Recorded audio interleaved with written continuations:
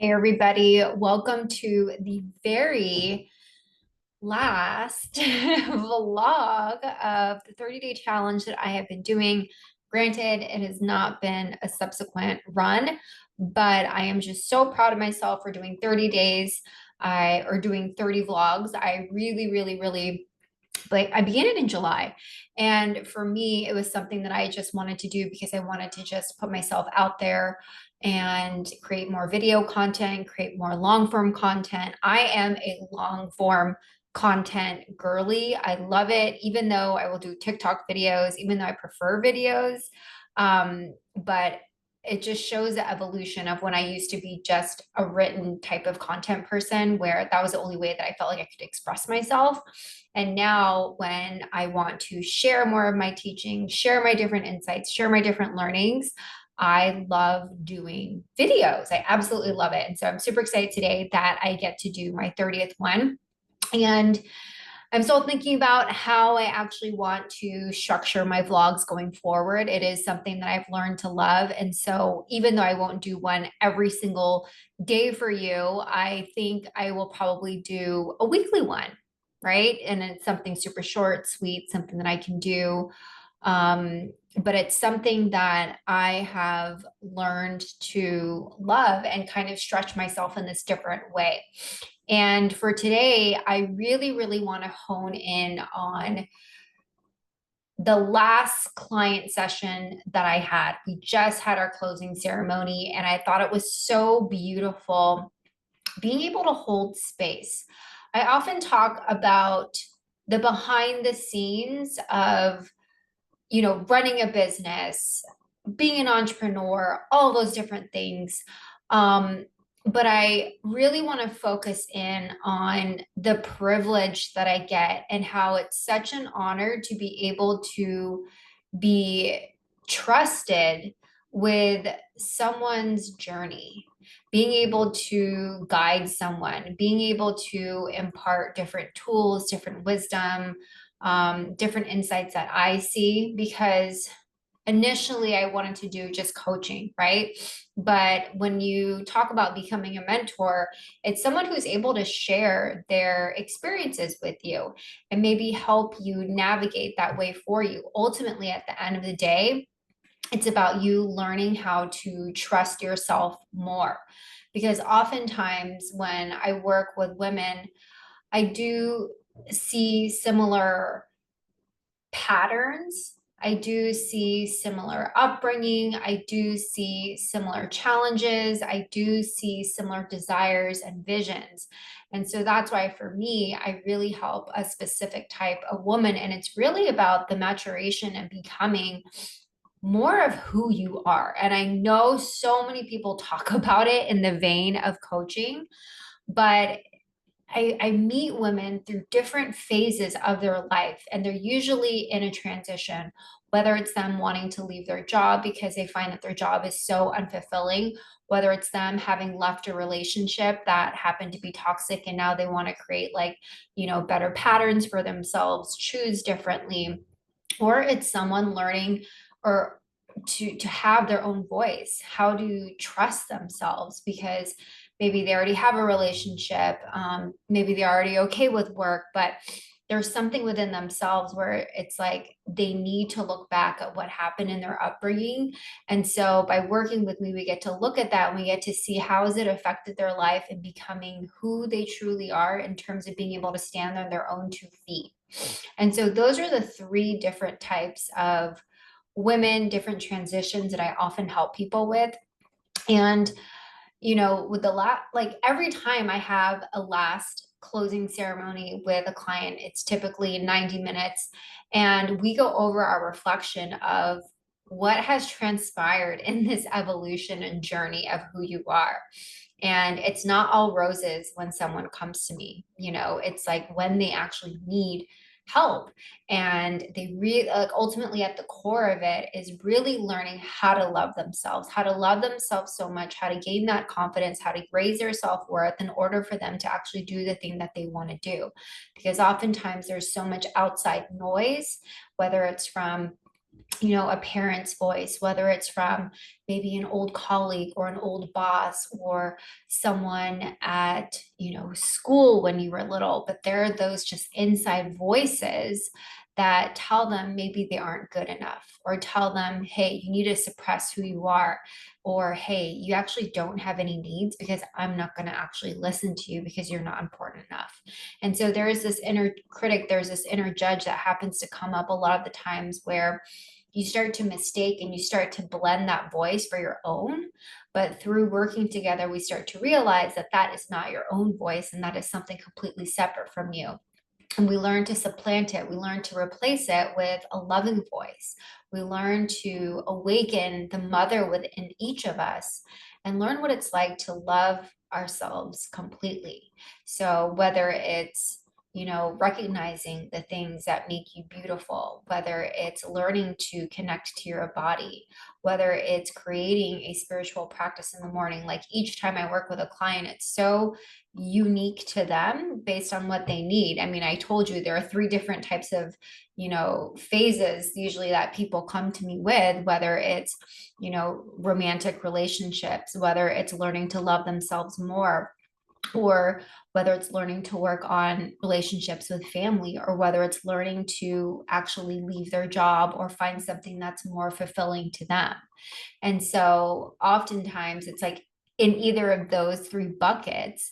But essentially, the core work of what we do is the same, where we get to see, okay, where can we pinpoint exactly that block happened in your life, and we can remove that stagnant emotional energy in your body so that that doesn't have to become part of your perspective, that doesn't have to become a part of your mindset. And that's how we really, really kind of just like take out that garbage and release it and transmute it and alchemize it into something more loving.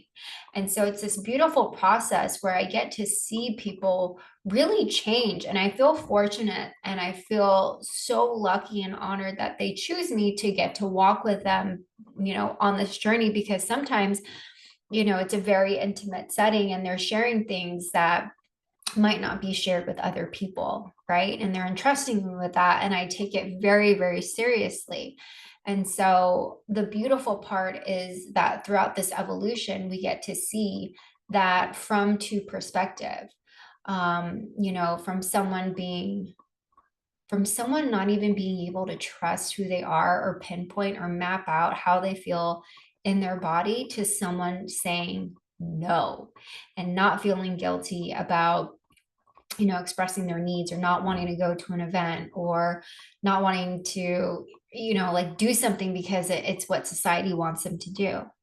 And so there's that guilt that gets to be released, and oftentimes as women, it's we're so conditioned, we're so nurtured to take care of everybody else. But what happens is when you become and mature out of that maiden phase, you learn to balance the needs of yourself versus the needs of another, and you learn to express it. And I'm not saying like I'm holier than thou or anything, but that's something that I'm still working with too. And just the other day I had experienced something where I felt like, and relationships are really tough, there's always that line of interdependence and dancing between who are we as an identity versus who am I as an identity, and who you are as an identity. And the thing that's so interesting is that when you start to see this dance between all three of them, and I wish I actually had a coach when I was first dating my partner that first year, because it was so crucial. Like I often talked about, it's actually harder to be in a relationship than it is to get a relationship. Other people may disagree, but it's like once you've actually done the inner work to attract someone, then all of your stuff comes up in the first two years. Like it all comes up. And going to therapy just wasn't enough for me. And so I remember like looking for different coaches and reading about it, and I couldn't find an actual relationship coach because everyone else was about how to get that person to like you, or how to choose differently. And granted, like those are things that I do coach on as well when people are in romantic relationships, but being in a relationship is definitely hard. And so I, had this situation where I really had to look inside of me, and I felt that scared part of like, oh my gosh, I feel like I'm being eclipsed, or, I need space, you know? And so it's learning to have that dance. And so that's why I say, like, sometimes when you express something, it might not be the best, thing that you're expressing to the other person, but you have to say it because it is out of respect, out of your own self. It's because you love yourself so much that you're going to express it and be able to share it. And it doesn't necessarily mean that that you sharing it takes away the love that you have for someone else, but it just means that you respect yourself and that you understand that is what keeps you happy, right?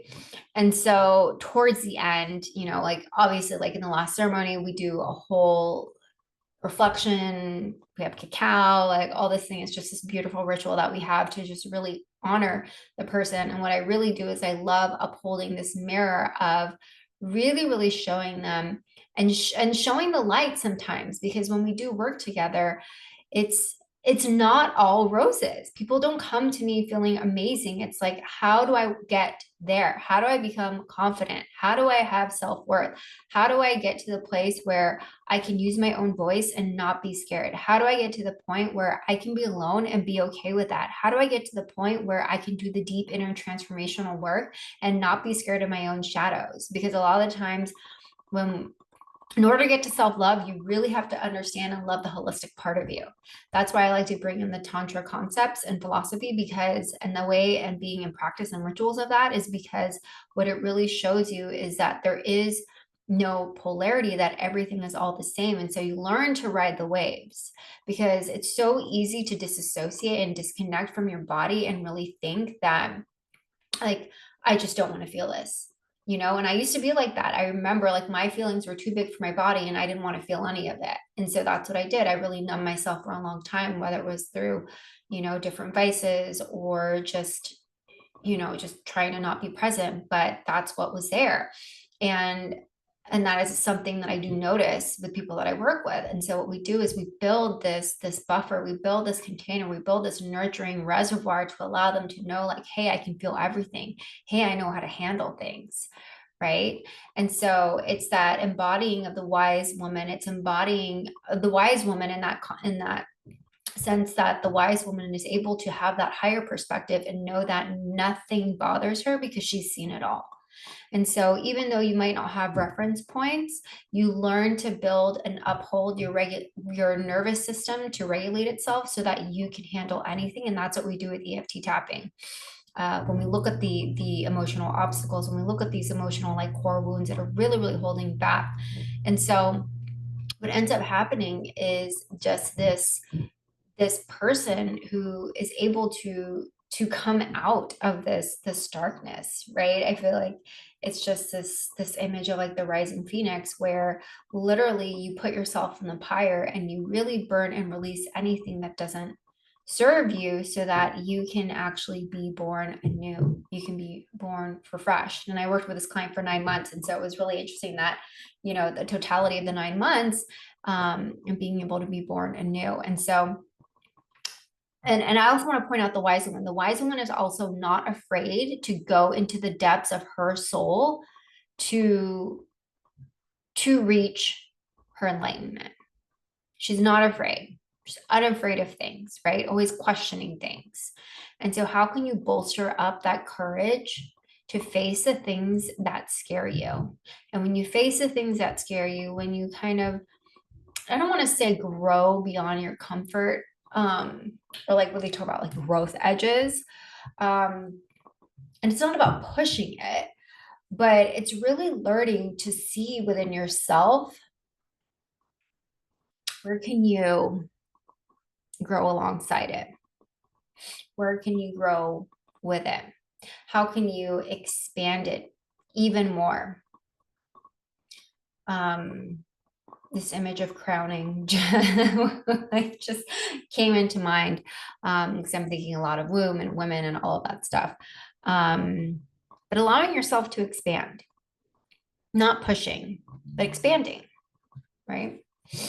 And so the card that my client chose was the Black Madonna, and it's from the Oracle deck by Megan Watterson, Divine Feminine.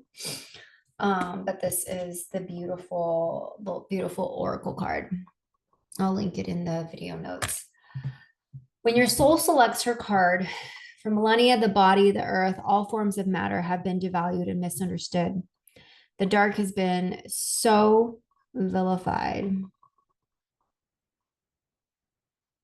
Yet all life emerges from the pitch black womb. The darkness is potential.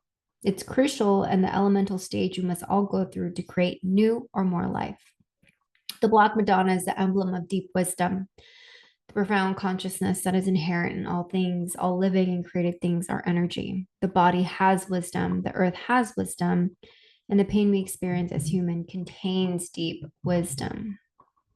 When we are in the fires of suffering, it can be difficult to trust that gold is being forged. It can be hard to trust when we are in terrific pain that there's a process at work that will make us more authentic, more alive, and infinitely freer. It can be almost impossible to accept or notice the presence of the divine when we are at our most human. The Black Madonna is the cauldron that holds us steadfastly as we endure the alchemy of integrating more soul into our existence. She's a promise that what doesn't survive the fires of suffering was never meant for us. And she's a presence that is there with us, even when we might feel the most alone, reminding us that there is no darkness we can enter without being met by love. So the soul voice meditation is, how is my solitude serving me? And the intention is I transform pain and suffering into a greater capacity to love. And so, like I mentioned in the very beginning, that oftentimes when I am beginning to work with a client, it's not all roses in the beginning. And so, this card I felt just so emblematically showed the type of transformation that happens. If I transform pain and suffering into a greater capacity to love, but not just love, but love myself, love yourself, learning to transmute anything. And so if you're in that point where you start to look at how is your suffering serving you to be a better person? How is your suffering serving you to be a better mother for your children, to teach them different things, to be a different model? How is your suffering teaching you to break those generational patterns that you've learned? How is your suffering teaching you to help the collective? And so there's more purpose to your suffering. And when you start to know that, when you start to realize that, when you start to remind yourself that as you're going through it, the suffering becomes less of a burden and more of this acceptance for what is happening. And sometimes we cannot accept what's happening in the moment. And trust me, I sometimes do not either. I was definitely in a place, I want to say last week, where I just was not accepting things and I was really, really pissed off, right? And I was focusing so much on what's not working. And I'm the type where I need to remind myself to celebrate my wins, when I need to remind myself to celebrate the evolution that I've been on and do these, little rituals that I do with my clients during the last ceremonies with myself. I need to do that more. I need to reflect more. And that's why I actually build it out in my membership of like having these post monthly reflections, because when you're in it and you're in presence, it's great, but it's also really great to connect the dots and see the changes that you have made. Because when you start to see the changes, you start to recognize the growth that you have. You start to realize that you're not the same person.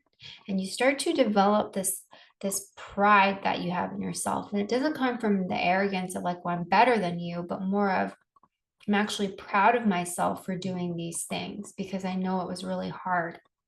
And it's honoring yourself. And when you learn to do that, the love for yourself immensely starts to grow in proportion to how much you celebrate and how much you honor yourself and how much you tune into you. And so I remember someone once told me that in order to gain confidence or have self-love, is just to do esteemable acts. It's just doing the things that honor you truthfully and getting honest. That's what it requires. And so I know when I'm able to hold up this mirror to anyone that I work with, and I get to say, here are the blocks that I see. Um, here's how we can work through it. Here's how we can connect the dots with what you've told me. Here's the reflections, here's the insights, and they also come up with these on their own. And it's beautiful because we get to work on this journey together and we get to walk it together for a period of time. But ultimately, at the end, it's about you learning to connect to your heart deeply, connect to the wisdom of your own body, connect to your own pain and suffering, and alchemize it. I'm merely just a guide, but it's you doing the work to actually alchemize it yourself, because I can't do the work for you. And even though it might be painful at certain times, you always know the way, and I'm always there to show you the light, and I'm always there to honor you, and I'm always there to tell you, look how far you've come. We can go a little bit more. You can go a little bit more. And it gets to a point where you start to learn and uncover and embody and awaken that inner wisdom within you, awaken that inner teacher within you. Because ultimately, what brought you here was listening too much to outside voices. And what happens is you learn to find your inner voice. You learn to use it. You learn to have faith in the voice that you have, and you learn to trust it. And you learn to create allies within yourself. And you learn to understand all those parts of you, whether it's your inner child, whether it's your inner mother, whether it's your inner teenager, whether it's your inner judge. Like, all of those things are always working in your favor. And any of those things that you want to repress, you learn to love it. Because what happens is we tend to pick relationships where we try to find people to learn those parts that don't love us, or we hide it even more, we push it down even further, and it creates this like schism of this fake identity of who we want to be and who we want to portray. And that's not what we're about. And that's what actually perpetuates that loop of not feeling confident, right? Because if you're always hiding, then it means you're ashamed of something, right? And we're trying to lessen that shame, and learning all of us to wholly love, right? And so and in those closing ceremonies, it's not just a closing for the client and the new chapter that they're embarking on, but I get to think about, the feedback that I've gotten, because I do ask for feedback too, of how I can make it better. What do they want more? And so it's always an interesting time for both parties, even though I don't express so much about, because I keep it focused solely on the client as opposed to myself. And so it's always interesting for me to just take it back those little, when I reflect on my relationship with them, like what was it like? What were the challenges for me? What were the things that I saw that I really love? What I want to incorporate more? Because I'm always trying to tweak and improve my own coaching style, my own mentorship style, what things I want to include, what things I want to sunset. And so it's a beautiful time for reflection, which is something that I absolutely love, because I find that in order to ride that momentum and keep that momentum of consciousness and higher consciousness, not only is it just like spiritual practice like yoga and meditation, but also that time for reflection. So you can actually reflect on what's actually transpired. Because if you don't reflect on that, then you're just going to go into the next one thinking like, well, and so really honoring and thinking, okay, what were the highlights? And so thank you, beautiful souls, for being a part of my journey of doing 30 days of vlogging, or doing just 30 vlogs. But I also want to put a plug in that I have 2 available spots for mentorships. I absolutely love working with women who are who are really rooted and wanting to love themselves deeper, who are wanting to own their voice, whether it's someone who's transitioning, trying to find their dharma, right? Trying to step into that courage, to step into that path of what it means to them, because I've walked that myself doing this. And also learning to find healthy relationships, whether it's navigating it through family, navigating it through romantic partnership, and being able to just love yourself deeper. What does that solo journey look like? Essentially, all of them are a solo journey, but it is truly about learning to stand on your own and learning to work with that inner judge when it happens, but also giving yourself forgiveness and grace and love and having the tools. So if you're interested, I would love, love, love to speak with you on a discovery call to see if we're a good fit. You can also leave a comment. But I have it's actually 4 months, a 4-month container where so it's 3 sessions each month. And so there's 12 sessions total, and you get an integration session. But we can chat more about that on the call. But I would really, really love to help you. I love guiding women. I love talking about all this stuff. And I just love being able to see the highest version of you and holding you to that. And you being able to hold yourself to that beautiful embodiment. And so thank you so much. I will be back. I will be on a break, but I'm looking forward to doing these vlogs more. Bye, everybody.